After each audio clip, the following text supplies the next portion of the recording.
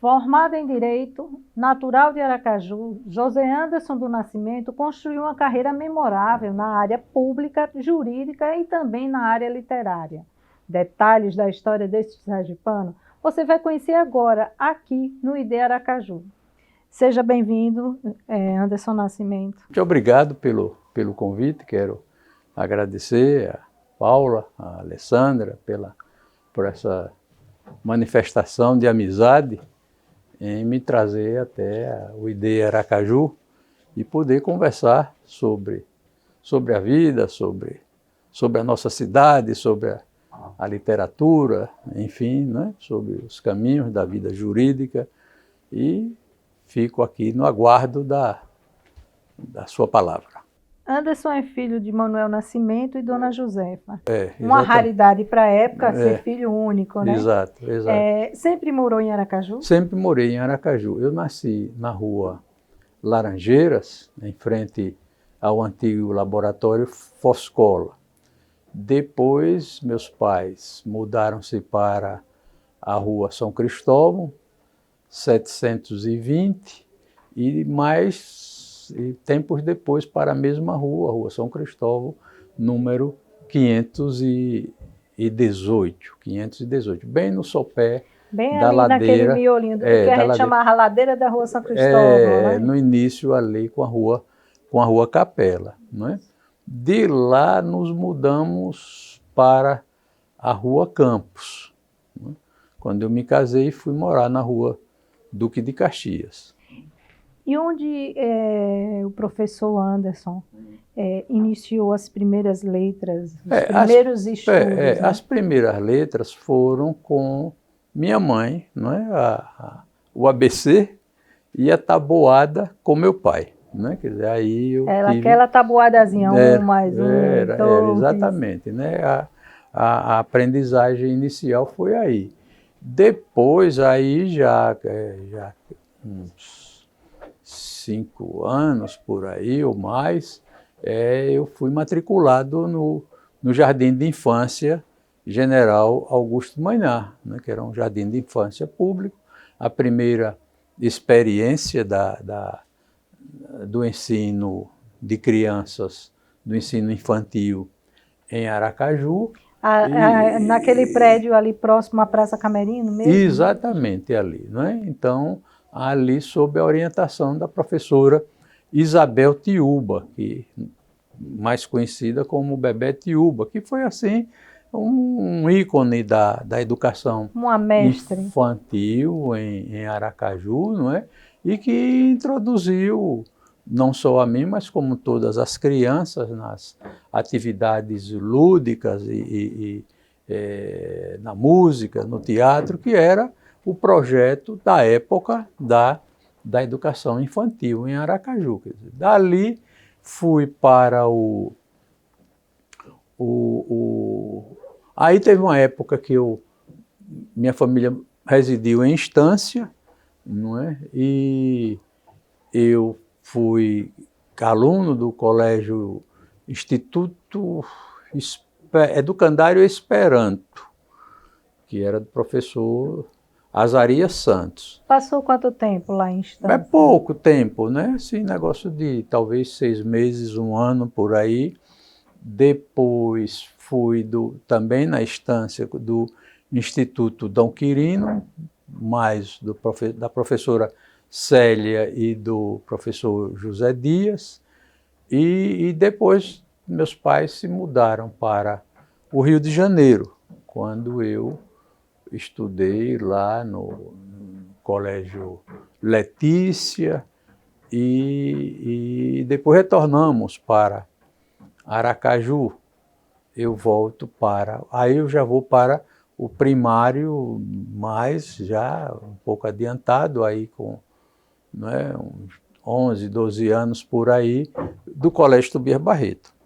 E fico no Colégio Tobias Barreto até a minha formação ginasial, né? Primário e ginásio, no Colégio Tobias Barreto, quando eu vou para o colégio, o Ateneu, para o curso clássico do Ateneu, Nesse miolo aí, eu estudei também, a família mudou-se novamente para o Rio de Janeiro, e eu estudei assim por um ano ou mais no colégio Ateneu São Luís, no Catete, né? Entendeu? Mas a formação fundamental essa formação de adolescência foi aqui em Aracaju. E quais são as memórias que o professor Anderson guarda daquele período em que estudou, tanto no Tobias, como no Ateneu, como nos colégios lá em Lagarto? Sim, não, em Lagarto não, em Estância. Instância, perdão. Isso.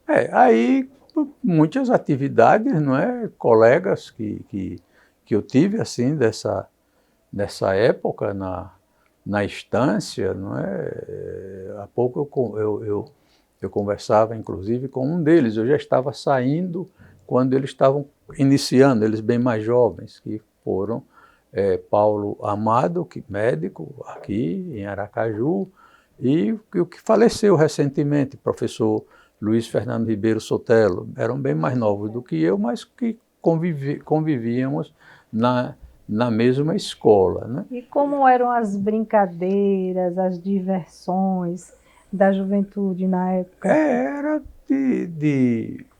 o Tinha jogo matinê, marcava para tomar sorvete? Primeiro era o jogo de futebol, né? Sempre, né? Esse era o jogo de futebol, era o ponto de referência, assim, né? Com referência a outras atividades, era já a praia ainda não era a praia de Atalaia, era a Praia Formosa, era Ali a Praia 13 Formosa, de Julho, 13 né? de julho. E o transporte era bicicleta, ou a pé ou na bicicleta, né? Porque não havia outro meio de transporte. A vida aqui em Aracaju, ela começa a se construir exatamente quando eu estava assim no ponto da adolescência, quando se pensa aí na praia de Atalaia, por exemplo, era uma aventura se chegar muito grande, na tinha praia que sair cedo. da Atalaia, não é? Quer dizer, então, mas aí depois já foi construída a primeira pista asfáltica, eu me lembro bem, a primeira pista asfaltada para a Atalaia, que foi construída pelo governador Leandro Maciel. E lá construiu também, onde hoje tem a lanchonete McDonald's, ali havia um balneário, que foi depois uma casa de espetáculo, um restaurante isso. muito famoso, Vaqueiro e tal, mas antes era um balneário do estado de Sergipe, que era dentro do projeto do avanço turístico para aquela região ali.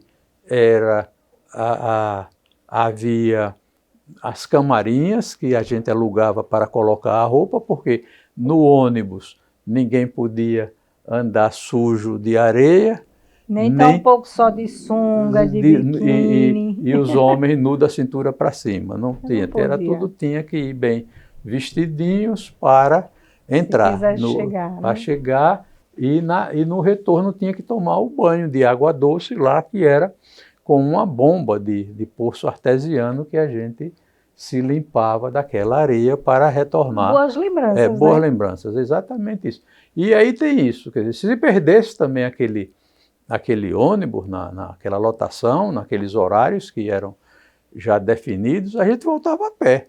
Tinha que ser perna para dentro. A última lotação, salvo engano, eram as 3 horas da tarde. Pronto. Depois das 3, se a gente ficasse lá farreando alguma coisa, tinha que retornar a pé. Ou, quando se tinha bicicleta, se vinha na bicicleta. Também se guardava a bicicleta lá nesse local, né, no balneário, tinha lá o local para se colocar a bicicleta e a gente ficava na praia tranquilo, sem problema, né? Sem problema de violência, sem nenhum aborrecimento. Mas era um dia assim, de lazer e de aventura, né? Era de descontração, né? Não chego à aventura. Eu chego mais para o lazer, né? Assim, de ir realmente para o banho de mar. O objetivo era era o banho de mar, o jogo da bola de futebol, não é? Já se despertava também para os namoros, tal e coisa, entendeu? E tinha-se essas atividades. E também, como eu lhe disse, até meio-dia, 1h da tarde, vinha embora, não tinha mais o que fazer, hein? Não tinha mais o que fazer, na verdade. Anderson, filho único, deu mais trabalho ou mais alegria, mais gosto aos pais? Não, eu acho que não sou daqueles que tenham dado trabalho a meus pais, absolutamente. Nunca levou um puxãozinho de orelha? Não posso atribuir nenhum tipo que tivesse os desagradado, né, durante a minha vida. Foi sempre assim, voltado para os estudos, sempre fui orientado, tanto por meu pai como minha mãe, de que eu deveria estudar. Eu era filho de um funcionário público e de um artesão. Quer dizer, então, a riqueza que eu poderia ter na vida era o estudo, era através do estudo, né? Era fundamental, foi fundamental. E por que Anderson resolveu, assim, fazer a faculdade de Direito? Bom, aí já era um problema de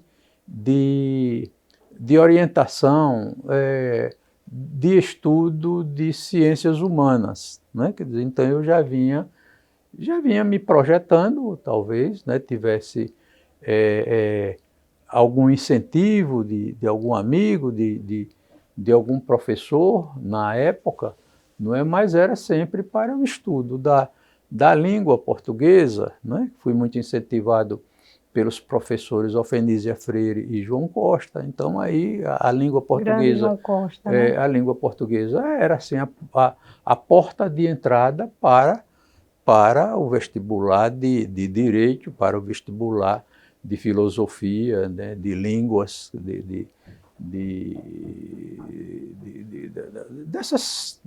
desse campo das humanas. Foi nessa época que Anderson começou a se interessar pela militância estudantil, veio do ensino secundário? Secundário, ou já foi chega do ensino, não, é ensino secundário, né? Essa época já é a época do Ateneu, né? Quando eu começo essa atividade estudantil, da política estudantil, lá em 1961, 1962, mais ou menos, né? Era alinhado à liderança política da época estudantil, que era o Hélito Mangueira Marques, e tinha como companheiro assim de atividades Mário Jorge, que éramos três que fazíamos parte do Grêmio, Mário Jorge Vieira, Menezes Vieira, que fazíamos parte do Grêmio Escolar Clodomir Silva, né, no Ateneu. Na época, as atividades o Ateneu era dividido em 2 blocos, os estudantes se dividiam em 2 blocos. Um para atividade política, que era quem fosse adepto da política ia se vinculava ao Grêmio Escolar Clodomir Silva. E quem se dedicasse só à parte da literatura, a poesia e a literatura em geral, ia para a Arcádia Estudantil. Quer dizer, então, eram 2 instituições assim dentro do próprio corpo do colégio, né? Mas conte para a gente, até para quem está em casa também, Anderson conseguiu então unificar esses 2 lados, porque se envolveu com o movimento estudantil. Sim. E desenvolveu esse viés literário. Porque a literatura sempre foi ponto de referência na minha casa. A leitura, né? Quer dizer, a leitura, e hoje ainda divulgo o livro e a leitura, né?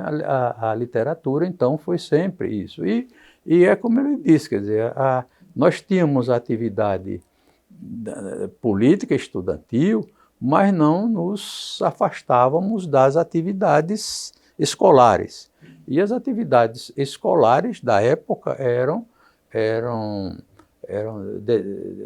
incentivadas, não é? E exigidas, não é? como eu digo, a professora Alfenísia Freire, que foi uma das maiores personalidades que me incentivaram na parte da literatura. E o professor João Costa também, com a literatura, com o estudo mais da língua portuguesa, né? Então, era um língua e outro literatura, né? Quer dizer, então, aí, isso foi assim, um despertar.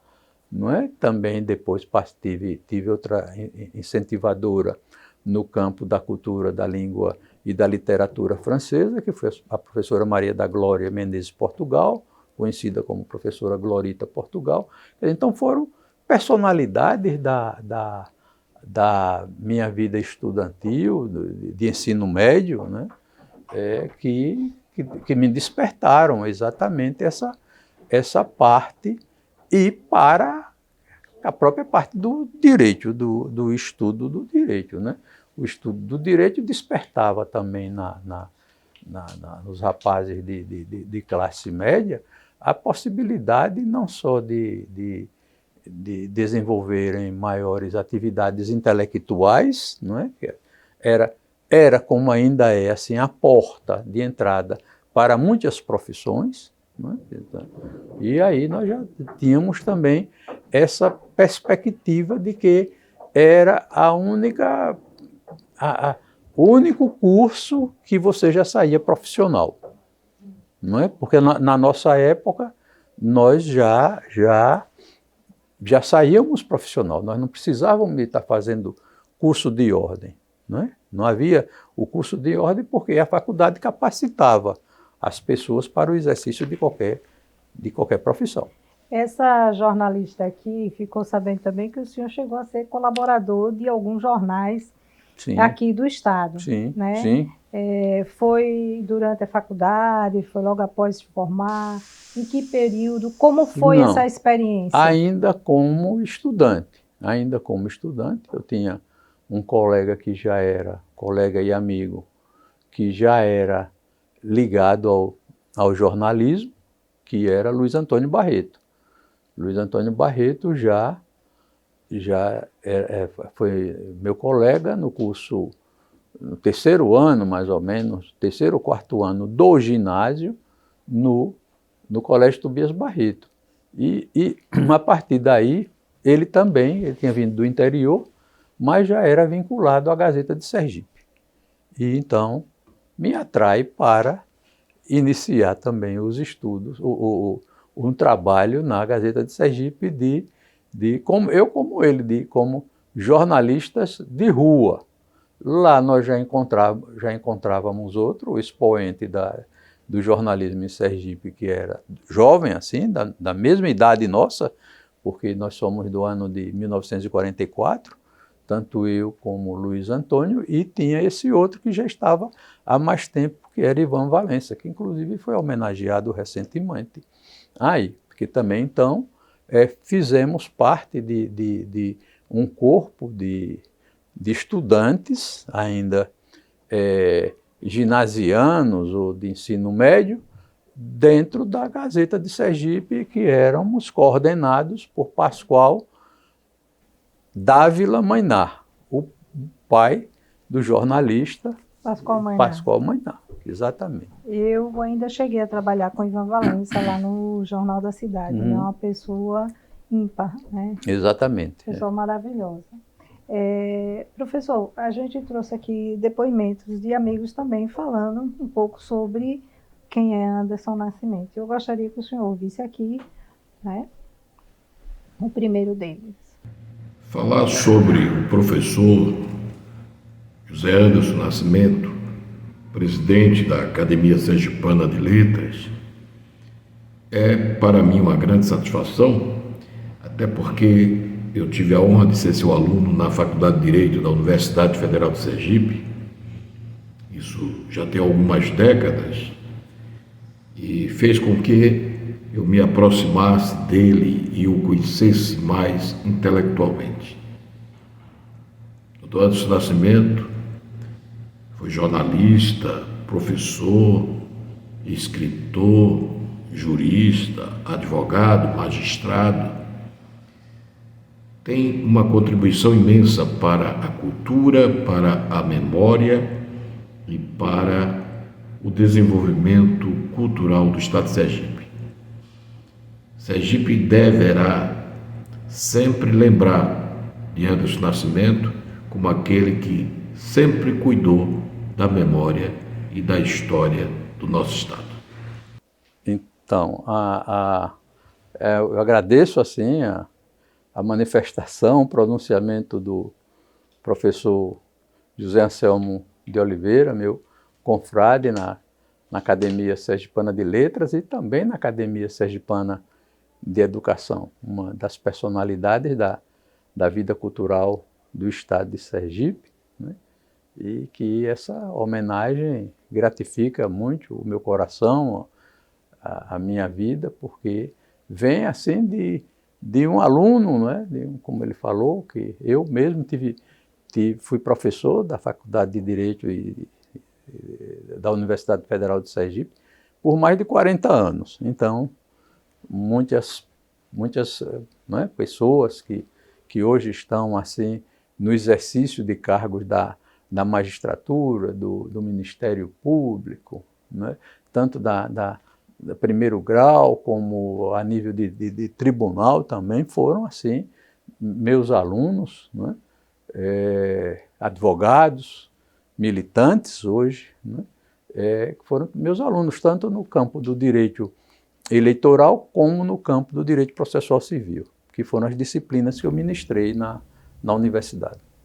Professor, a gente ainda tem mais bate-papo, a gente vai fazer um breve intervalo, voltamos daqui a pouquinho, hoje o ID conversando com o professor Anderson Nascimento, que também é presidente da Academia Sergipana de Letras. A gente volta já.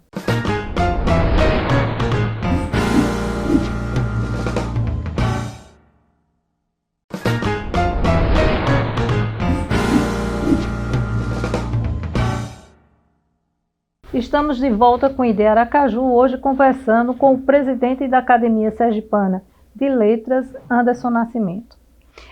Professor Anderson, ainda temos muito que conversar sobre a trajetória profissional. Né?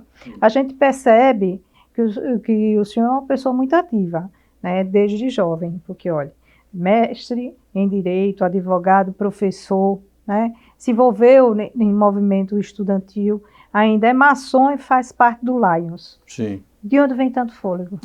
Isso aí tem. A gente divide assim o tempo, né? E com isso eu também tenho uma contribuição muito grande que é de Luzia, minha mulher, que também é advogada, né? Minha companheira de mais de 50 anos, né? E que nós temos assim essa mesma militância, né? na vida política, na vida cultural. Ela também é escritora, integra a Academia Sergipana de Letras, a Academia Sergipana de Educação. Nós também somos da Academia Estanciana de Letras, porque tanto eu como ela temos raízes lá na Estância, né? E raízes culturais, raízes familiares na Estância. Portanto, que é uma vida compartilhada assim, e talvez por isso seja dinâmica nesse campo, né? Já que está falando assim da literatura, né, da raiz lá em Estância, como se deu a entrada de Anderson Nascimento na vida literária? Bom, a entrada de Anderson Nascimento na vida literária se deu através do jornalismo, né? Então, eu, além como eu focalizei aqui, que era repórter de rua, né, que era aquele repórter que hoje depois chamaram de foca, hoje é de colaborador de mesa jornalística, não, mas continua sendo o repórter de rua, era que ia para a rua e trazia as notícias, as matérias, as curiosidades. As curiosidades, né? Na época era difícil o fotojornalismo, não é? Porque não era como o processo dinâmico que se tem hoje. A gente tira uma fotozinha no celular, faz a reportagem, né? Então a gente tinha isso, quer dizer, quando você tinha algo que ia acontecer, que você conhecia, sabia que ia acontecer, então você aí já pedia que fosse colocado em pauta lá para o jornalista. Na Gazeta era só um jornalista, era o jornalista Zé Fotógrafo, quer dizer, então a gente tinha que botar na pauta dele o encontro para se fazer para ver a se rendia foto. a foto que fosse para cá. E aí ainda tinha o processo do clichê, né, de fazer o clichê e aquele clichê sair, ser produzido no momento oportuno para sair na edição do outro dia. Quer dizer, isso aí era um processo artesanal. O jornalismo nessa época era o jornalismo artesanal. Mas era um processo artesanal mais gostoso, né? Sim, era exatamente eu ainda peguei isso. um pouquinho, né? Exatamente. Era muito gostoso, né? Quando veio o resultado final. Sim, realmente, né? Depois é que vem já os processos eletrônicos e já vão melhorando esse trabalho. Mas foi exatamente através daí. Depois do jornal, do jornalismo de rua, eu fui já trabalhando em matérias próprias dentro do próprio jornal. Inclusive, a primeira coluna social e política de Sergipe foi minha, que foi o background na Gazeta de Sergipe, onde eu não só divulgava notas culturais, notas sociais, mas também notas políticas, né? Então foi a primeira experiência que se teve aqui. E depois já aí matérias mais de fôlego, né? Artigos e outras reportagens. Dali da Gazeta para o Diário de Aracaju e depois para o Jornal da Cidade. Né? Quer dizer, então aí já faz essa tramitação. E sempre curioso e interessado pelo patrimônio histórico e artístico nacional, pelo patrimônio histórico e artístico de Sergipe, e aí eu fui incentivado por um amigo que era reitor da Universidade do Rio de Janeiro, professor Guilherme Figueiredo, para que eu fosse o autor do texto do livro Sergipe del Rei, que estava sendo editado, uma coleção de cidades históricas, né, do Brasil, que estava sendo editado pela Companhia Editora Brasileira e a Embratur. Aí eu me propus a escrever, foi aprovado o texto e foi... Foi o Sergipe e seus monumentos? Não, Sergipe del Rei, que é antes de Sergipe e seus monumentos. Né? Sergipe del Rei é um álbum de arte que faz parte dessa coleção. Sergipe del Rei, tem Alcântara e Maranhão, tem Recife e Olinda, Cerro Frio, Diamantina, São Paulo. Então o senhor ficou responsável pela parte que correspondia a Sergipe. Não, o livro, essa edição é Sergipe del Rei. Tem outro livro, Recife e Olinda. Tem outro livro dessa mesma, é uma coleção, né, que foi editada aí pela Companhia Editora Brasileira. Isso aí foi em 1979. Em 1981, quando eu tomei posse na Academia Sergipana de Letras, então eu lancei o Sergipe e seus monumentos. Quer dizer, esse aí que faz parte da vida cultural sergipana, na área também da educação, né, na parte da cultura brasileira. Em muitas universidades do Brasil, ele é adotado dentro da grade curricular de algumas universidades na parte da cultura brasileira, né, e que se estende até Sergipe. Quer dizer, esse esse outro, quer dizer, isso aí foi que me possibilitou, então, Com a academia, aí sim, aí já passa a ser uma obrigação você produzir livros e para você produzir ensaios e textos. A gente fez o resgate de Anderson, a história, a trajetória dele estudantil, né? O fôlego para fazer tudo isso, o compartilhamento com a esposa, né? Exato. Filho único, mas que com Luzia formou uma família com 3 filhos. Sim, né? sim. E todos seguiram o caminho dos pais, que são advogados. Exatamente. Né? Como já contou um pouco da relação com a esposa, e como é esse fluxo com os filhos? Também é igual, não tem, né? É a mesma coisa, a mesma orientação. Tanto a minha como a dela, os pais delas também tinham a mesma orientação acadêmica de fazer com que a filha estudasse, né? Então, mesma linha. Então, nós transmitimos aquilo que nós aprendemos com os nossos pais, quer dizer, esse trabalho dos nossos pais, nós levamos para os nossos filhos. E aí também os incentivamos a estudar. Como que eles amanheciam e adormeciam vendo a atividade jurídica, não é? Estudo do direito dentro de casa, do pai e da mãe, do pai e né? da mãe também, que a mãe é defensora pública, hoje defensora pública aposentada, então eles também se dedicaram ao estudo do direito. Quer dizer, Anderson, que é o mais velho, é mestre em direito constitucional, Francisco, que é o filho do meio, vamos dizer, mestre em direito processual, e Guilherme também mestre em direito constitucional pela Universidade Federal. Anderson e Guilherme pela Universidade Federal e Francisco pela Universidade da Bahia.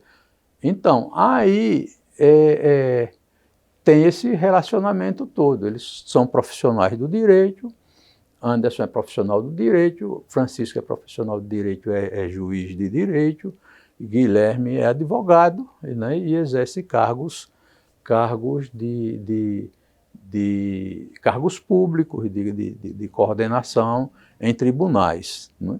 Mas a estrutura é do advogado, né? Eles foram formatados assim para advogado. E depois já vem os netos, né? Eu tenho a neta que é filha, que vive com a gente. Antes do senhor comentar, a gente tem aqui 2 depoimentos, que é justamente da família. Vamos ouvir? Pois não. Eu sempre tive meu pai como um espelho, aquela coisa de criança, né? É o herói, né? O herói que a gente sempre queria ser igual, né? Que a gente queria seguir, imitar, né? A vida dele sempre nos inspira muito, né? Não só como pai, né? Mas principalmente como amigo, como companheiro. Meu pai sempre foi esse porto seguro para os seus filhos, né? Sempre à disposição para conversar, para dialogar, né? Então eu agradeço muito por tê-lo como um pai, né? Foi muito importante para minha formação, não só a formação acadêmica, mas principalmente na formação como ser humano, né? E a gente sempre ficou impressionado com a facilidade que ele tem para a área das letras, né? Ele escreve fácil, né? E isso sempre nos inspirou, né, seguir esta linha, né? Eu sou muito fã dos escritos dele, né? E sou fã também do primeiro livro dele, que é Sergipe del Rei, né? Que é um retrato histórico, histórico humano da formação de Sergipe, da cultura sergipana. Oi, pá! Estou aqui no seu cantinho para falar sobre gratidão. Não é novidade para ninguém o tanto que eu sou sua fã e o tanto que eu sou agradecida a Deus por ter me presenteado com uma família e com um pai tão especial quanto você. Muito obrigada por ser uma segurança, além de uma inspiração intelectual e profissional. E por ser este pai tão carinhoso e amigo que você é. Muito, muito, muito obrigada por isso. Saiba que sua filhona estará sempre aqui, lhe aplaudindo e vibrando a cada conquista e emoção sua, porque eu sou sua fã número 1, imbatível. Então, papai, Deus lhe abençoe, a senhora lhe cubra com seu manto de amor e que essa cabeça, essa minha enciclopédia ambulante, permaneça mudando e incentivando ainda mais a cultura do nosso estado. Muito obrigada por ser tão especial para mim. Eu te amo demais. Um beijão.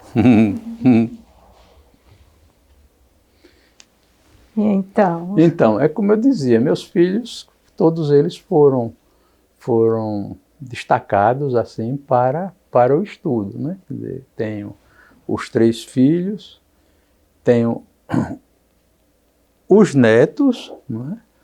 Há 2 netas, já essa disse que é filha, porque vive comigo desde a sua tenra idade, também advogada, mestre em educação, dedicada ao campo educacional também.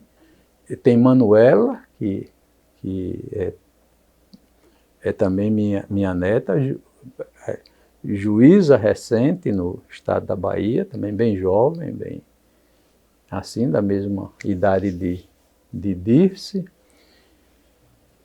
Juliana, que está também no mesmo caminho, não é? Aqui, né? Fazendo o curso de Direito, bem saindo da adolescência e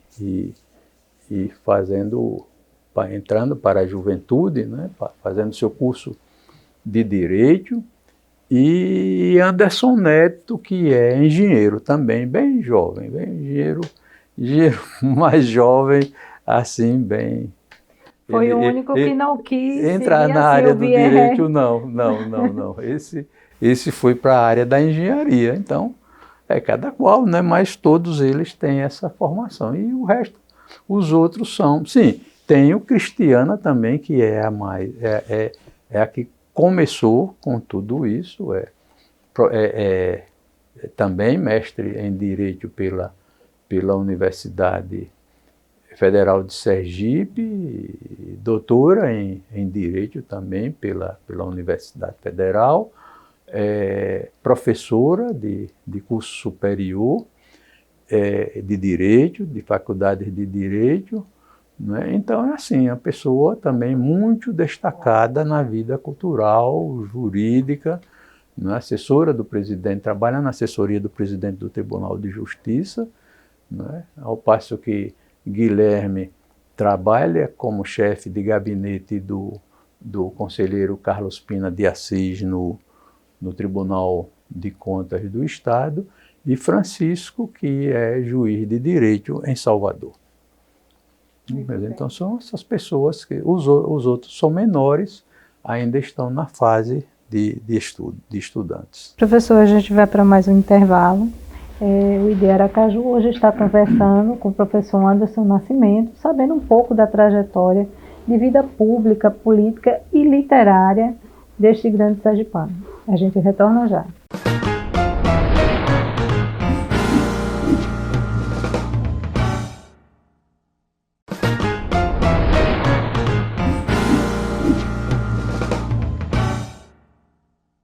Estamos de volta com o ID Aracaju, hoje batendo um papo com o professor Anderson Nascimento, ele que é presidente da Academia Sergipana de Letras. Professor Anderson, a gente quer saber agora um pouco também da trajetória em órgãos públicos, né?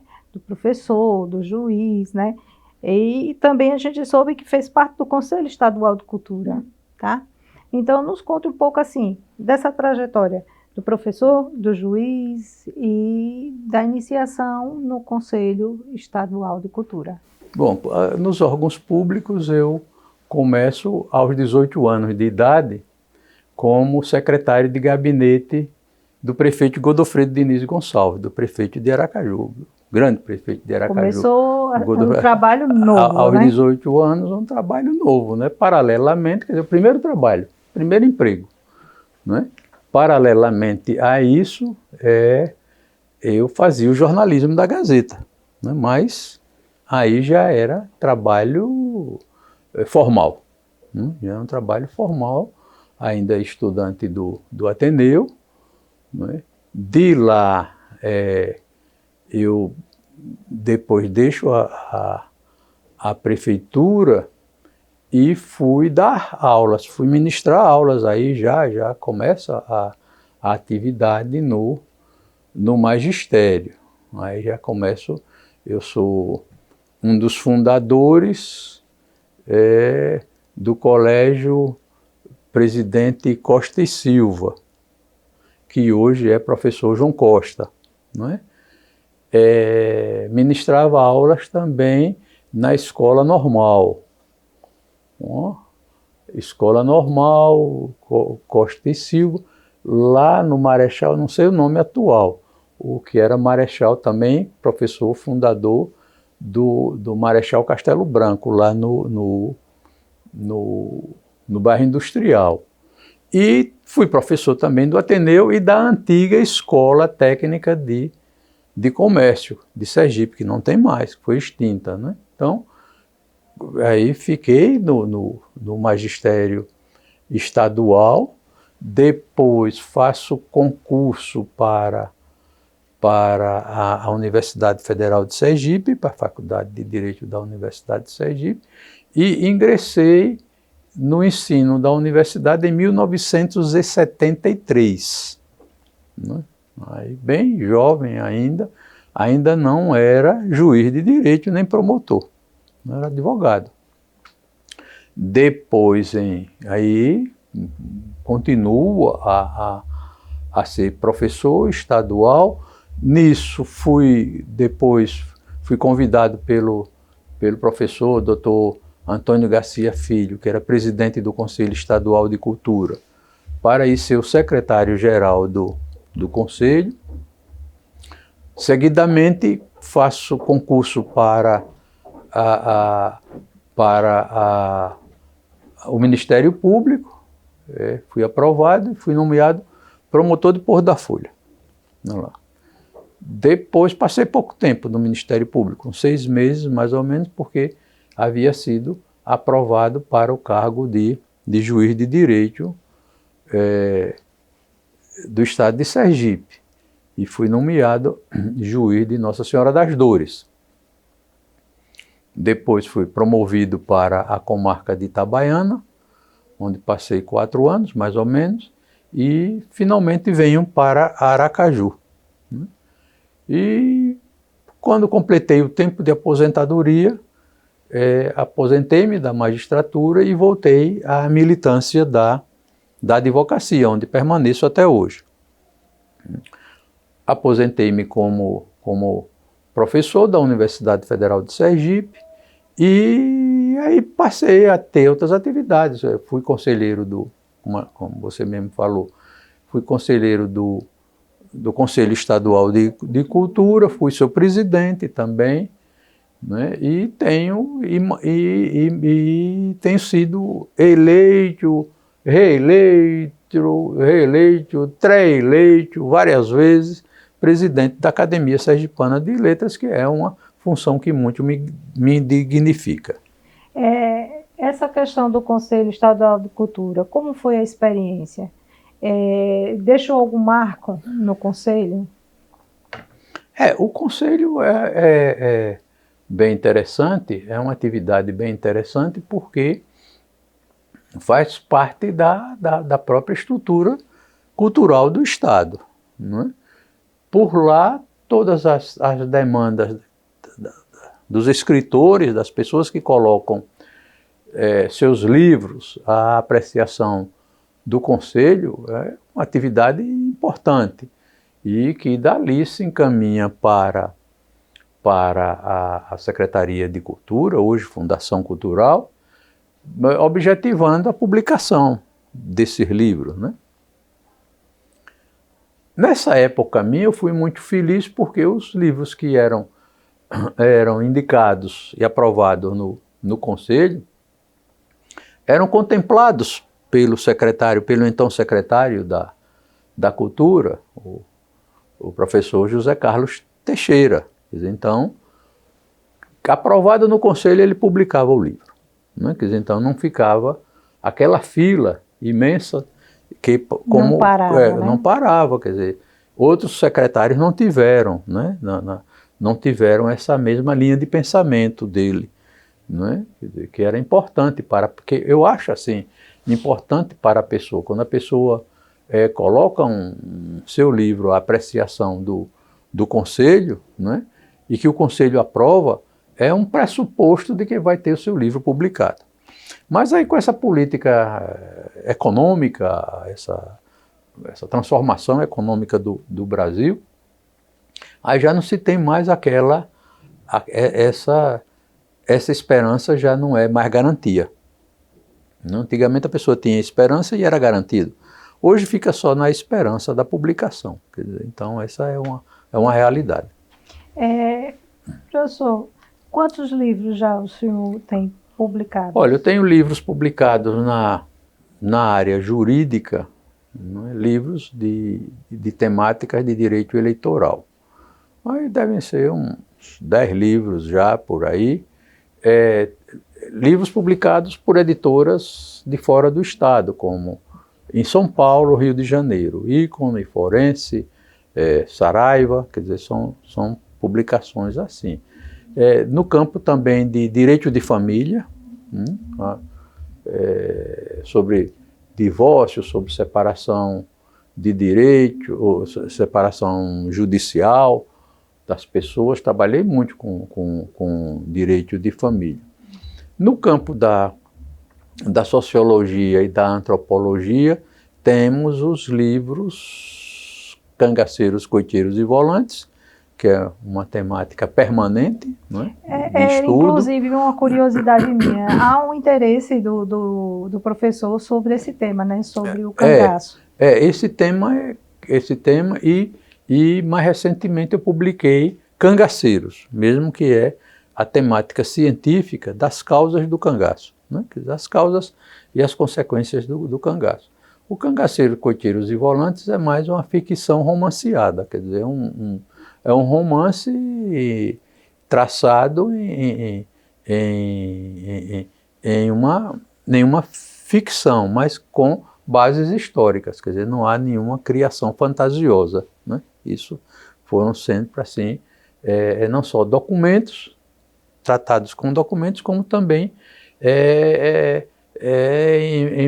no método empírico, que é aquele dos depoimentos, das entrevistas com pessoas que viveram o cangaço. Que viveram aquele período. Naquele né? período, exatamente. Por ali deve ter alguma história também da minha família. Com né, certeza, que foi não é? Quer dizer, dessa época do cangaço. o seu avô, mesmo conforme você me disse aqui, é um dos depoimentos que eu tenho. Quer dizer, ele, nessa literatura do cangaço, era conhecido como Joãozinho de Donana. Né? Quer dizer, então, era uma personalidade da vida dos cangaceiros lá, na região de Pião, Frei Paulo, por aí. Eu tenho, né? Exatamente, foi assim um grande colaborador nesse livro. Como incentivador da cultura, né? O que o senhor diria para a juventude hoje, em relação a essa produção literária? Que eu sempre destaco, é a leitura, primeiro, é a leitura e a produção do texto, né? Ler para depois compreender bem as suas leituras e depois fazer as suas criações, né? Quer dizer, é importante que se trate hoje, principalmente no momento em que nós estamos em transformação, de saindo do livro book, chamado livro book, não é? Para sairmos para o livro e-book, para a informação da internet e de todos os outros instrumentos, não é, de informática. Aqui é o último livro, quer dizer, é a produção mais recente, que são os perfis acadêmicos que eu faço aqui, a entrega para vocês.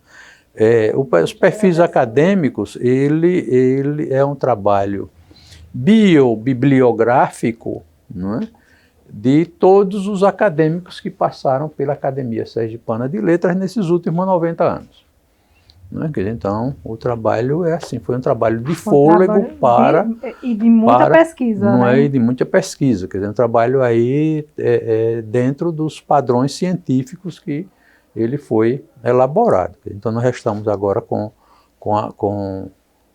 no Prelo já se encontra a segunda edição desse livro, né? Quer dizer, que é um trabalho que eu... Esse é o primeiro? Esse é o primeiro. Tem um segundo volume? Já vem a segunda edição. Já a segunda edição, já então, ampliada, né? Ampliada. Entendeu? Porque a cada momento a gente vai descobrindo, né? E vão chegando colaborações para o tipo de trabalho, né? É bom porque torna uma coisa dinâmica. Dinâmica, né? E aí você vai ter todas as referências literárias, né? da vida dos acadêmicos, que praticamente da vida da literatura sergipana. E 90% da vida acadêmica, dos formadores da vida acadêmica de Sergipe estão aí, né? Que eles passam pela Academia Sergipana de Letras. Professor, a gente está no menor estado do país. Em termos de Brasil, como o senhor avalia a produção literária aqui do estado? É como eu ainda estou dentro daquele mesmo pensamento de Gumersindo Bessa, né? Do grande jurista, um dos fundadores da academia, né? Grande literato. Numa dessas questões em que ele debateu com Rui Barbosa, né, certa ocasião, Rui Barbosa, para criticar o nosso povo, segundo se diz, perguntou o que é que Sergipe produzia, né, porque a Bahia produzia isso, Pernambuco produzia aquilo, e foi dizendo estado por estado. Sergipe, como na época inexpressivo, talvez, o que é que Sergipe produzia. O Gumersindo Bessa foi rápido e incisivo, produz talentos. Então, em cima dessa linha de pensamento de Gumersindo Bessa que eu destaco, assim, incentivo exatamente as pessoas a desenvolverem os seus talentos, a literatura, né, o encaminhamento da sua vida intelectual, né? A leitura é o ponto de partida, seja ela virtual, né? Seja ela exatamente física, mas o ponto de partida para desenvolver a intelectualidade da pessoa é através da leitura. Professor, antes da gente terminar esse nosso bate-papo, que foi bastante enriquecedor, né, a gente vai em um último depoimento que não poderia faltar nessa entrevista, que é justamente da sua esposa, né, Luzia. Como o senhor mesmo disse, o acompanha há mais de 50 anos, né? Sobre você, Anderson, não sei o que mais admiro. Se é o professor, se é o jornalista, se é o advogado, o promotor, o juiz, o historiador, o literato, o pai de meus filhos, o avô de meus netos. Mas uma coisa é certa, Agradeço a Deus por você fazer parte da minha vida há mais de 55 anos. E por você ser o motivo de orgulho para toda a sua família, eu só tenho a dizer, eu te amo. Ui, um bom depoimento público. É. Público vai estar lá na entrevista, tudo bonitinho. Uhum. Professor, teria alguma outra mensagem, algum assunto que o senhor queria deixar aqui registrado nesse nosso bate-papo? O meu agradecimento a essa oportunidade em falar para a TV Câmara, para o programa a ID Aracaju, não é, sob sua coordenação de Paula também, do amigo, e dizer que trabalhos como este que estamos vivenciando agora no momento é muito importante para que as pessoas, para que a comunidade, para que a sociedade em geral tomem conhecimento da vida das pessoas que estão assim à frente da sala de aula, né? Fundamentalmente na sala de aula, no jornalismo, nas academias, nas instituições culturais de uma maneira geral, né? Eu acho assim de uma importância valiosa a imprensa, a divulgação através do rádio, jornalismo, da televisão. A televisão hoje que entra na sua casa sem lhe pedir licença, né? Então isso aqui é de suma importância para a vida da sociedade atual, né? Em que a gente sempre fica assim lutando para que os valores, né, sejam mantidos integrais, a fim de que as pessoas tenham o seu encantamento na vida, né? Quer dizer, tenham o seu encantamento na vida e que tenham o amor, que é o ponto fundamental da existência do ser humano. A gente aqui agradece aqui, inclusive, em nome da TV Câmara, né, a entrega do livro para a gente, tá? Que é é um resgate histórico, é um registro, né, que fica, né? A gente agradece muitíssimo a presença hoje aqui no nosso programa. Muito obrigado.